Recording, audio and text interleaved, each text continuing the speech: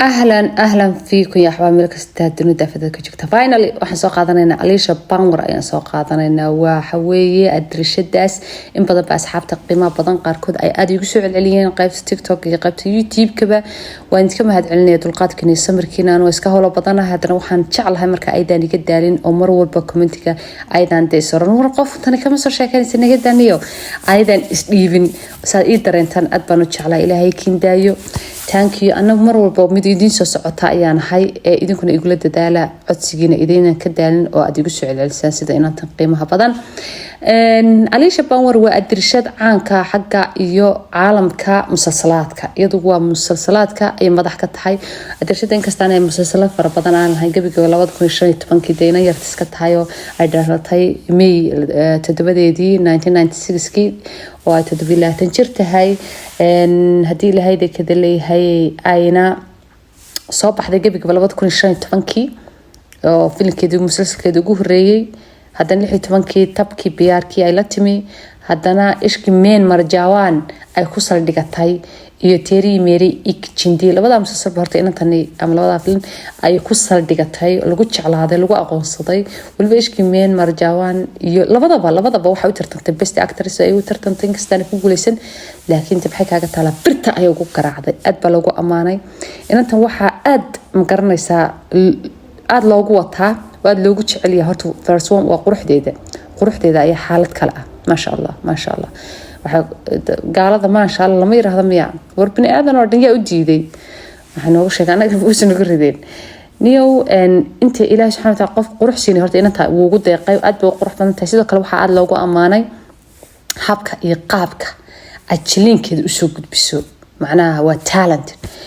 gabadhani oo si aan caadi ahayn oo qurux oo dareen leh oo kalgacayl leh oo naxariis leh oo xanaaq leh oo cadho leh oo ilin leh oo murugo leh oo farxad leh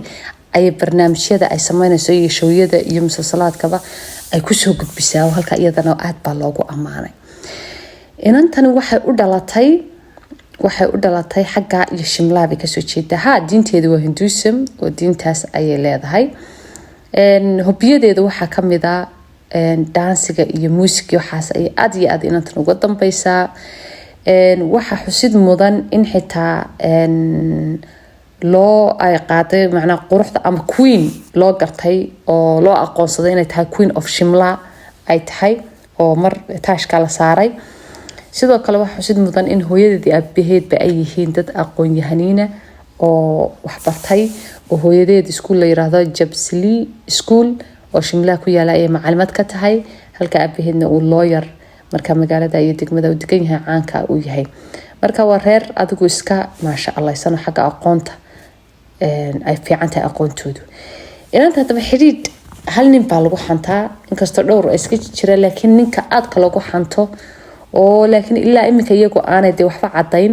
kale waqtiyadii ugu dibisay 2013 bilowgiisii iyo xiliyadaas marka ay ugu dibisay iyagu aad wada socda ninka la yiraahdo horta ninkan waa fanaan isagu oo heesaha ayuu qaadaa heesaha waana saaxiibkeeda qaaliga ah oo inta badan dadku ugamayba shakii jirino waxay demoodi jireen mar walba inay saaxiibtinimo uun ay ku wada xawaasheynayaan laakiin orgiga maxaa la oran jiray barorta orgiga ka weyn jacayl weynaa baa ku dhex galgalanayay oo ku soo socda ninkan Yuvraj Kochar baa la yiraahdaa shirkadu ku jira waa heesa fanaan caana weeye sidoo kale heesta waliba waxay isku barteen khamooshiyan marka ay heestaas ay iyaduna ay aad uga qayb qaadanaysay sidkaas ay isku barteen khamooshiyan heestan markii la duubayay markaas may saaxiib bay ahaayeen wanaagsan laakiin waqtigaas ayaa lagu leeyahay ayaa xiriirkoodu macnaha uu dilaacay oo loo gartay inay xiriir rasmi ay sameeyeen in badan waa la isku arkay laakiin inta badan iyo dadkani waa ka yaabay iskuma soo degdegaan xiriiradooda ma jecla inay deeqirtaan laakiin kale kor waayil waa wada indho waxa weey waanu aragnaa oo in xiriir ka dhaxeeyo isku meel kasta isku raacaan xitaa dhalashadiisii wiilada baaldegaysay dhalashadiisii wiilada baaldegaysay masraxiyada isku raacaan marka iyaga lama oran karo waxa uu qarsoonba faraanti caadiya ay isku yihiin labadan shakhsi aad bay isugu fiican yihiin حتى مالمهي muxuu ahaa karooni waxa la yiri meel bay ku wada xanibmeen ويسلا جوجان وقت بس لا قاطع adu muddo hadda 2 sano iyo waqtiga ugu dambeysay ay sheekaysanayeen isku macaanayeen baliyiri marka asxaabteeda qiimo badneed horta waa taa Alicia Banwar iyo nolosheedii oo kooban dhinaca kale in badan waxa ay weydiiseen Tom Cruise ba ay weydiiseen oo Tom Cruise bismillaahir rahmaan laga gayoon maayo sidoo kale waxa igu soo celinaysa maalin u dambeeyay xaaskiisa ka soo sheekay Munay xaaskiisa ka soo sheekay ninka saddex xaas buu soo gursaday xaaska ka soo sheekaya marka aad commentiga ay soo qoraysaan yani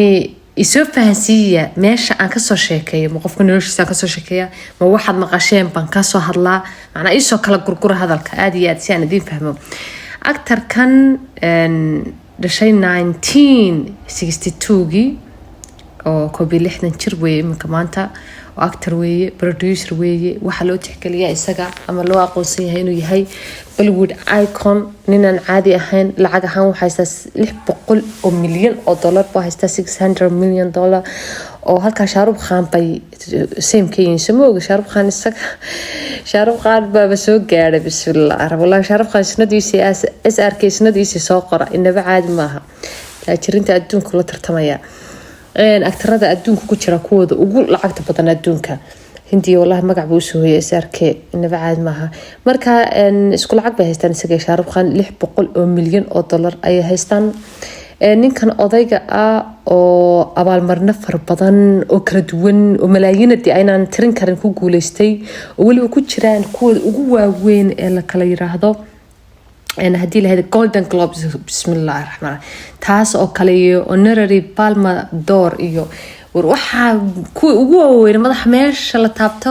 madax baa ugu sareeya baa meel ka sareysa madax la taabto ma jirto ayuu isagu soo qaatay macna abaalmarinta kuwooda ugu waaweyn ugu muga weyn buu soo qaatay ninkan odayga walajan ay aad iyo aad Hollywoodka ugu faanaan filimkiisa ugu horeeyay uu matalo waa Endless Love oo 1981 ahaa filmo wuxuu sameeyay ilaa 75 films movie ayuu sameeyay waa 75 film ayuu sameeyay marka ninka filmadiisa ay aad mar walba ugu qarxaa Mission Impossible wad ogtiin filmo badan oo khatar ah inuu sameeyo ninkani waxa la adduunweyna waxay ka soo hoyaan $150 bilyan xagga North American ay ka soo horeeyay $4 bilyan marka waa ninka wuxuu ku jira safka ugu horeeya kuwooda ugu mashaharka badan kuwooda ugu lacagta badan kuwooda ugu talentiga badan kuwooda ugu filmada badan kuwooda yani safka ugu horeeya 2-3 qof ee ugu horeeya ayuu ku jira ninkani xagga xaasaskiisa hadaan u soo noqono ninkani 3 xaas buu noloshiisa uu soo guursaday waliba sida xagga ay Mareykanka waxay yiraahdaan 3 hablood oo qurqurux badan sida inaan ka wada aragno hablaha quruxda badan ama deeminka islaamay noqdeen raafiqay laakiin hablo yar qurqurux waqtiga wahaayeen aan caadi ahayn oo wada talent oo mid walba shaqadeedii hawsheeda waxaan ku siday taa uga soo baxda 3 dumar uu guursaday ninkan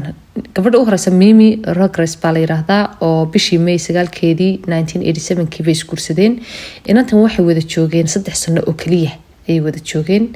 kadibna way kala tageen kadib waxay isbarteen Nicole Kidman gabadha la yiraahdo oo iyada waxay wada matalayeen ama ay ka wada shaqeynay filimkii Days of Thunder filimkan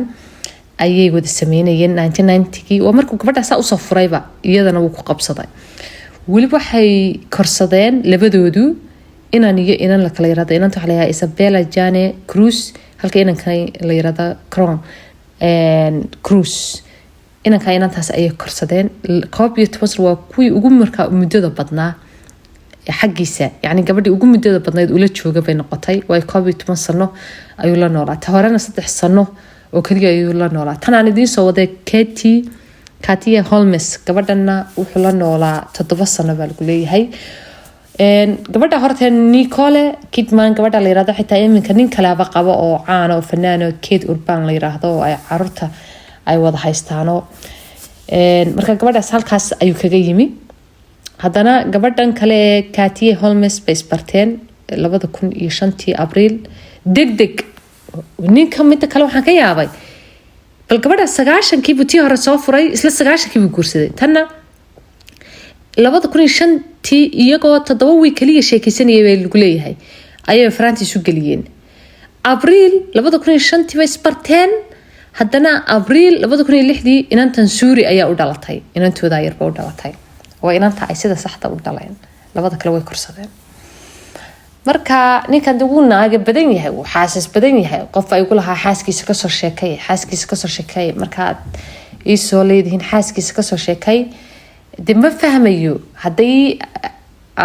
aydan oran waxaasa ku dhacay waxa ka soo sheekay waxaasa la yiri waxa ka soo sheekay waxaasa maqalay waxa ka soo sheekay ama sida caadiga noloshooda ka soo sheekay taasna waxaan u fahmi karaa sidaan imika weydinka ka sheekaynayo noloshooda weeytani marka insha Allah taala asxaabteeda qiimaha badnayd intaasaan isuukin soo dhafay maanta Tom Cruise saddexdiisa carruurta iyo gabadha la yiraahdo Alicia Bangor aad baad mahadsantahay kaliya laab weyn la socdaa ila socda marba clip iyo codsiyo aad soo dirteen aan soo gudbiyaba nafis baan dareemaa in culays iyo waajib iga digay ayaan dareemaa run ahaantii waayo marba hadii kale waxa igu taagan in ay sugaysan ban ogahay kaliya laab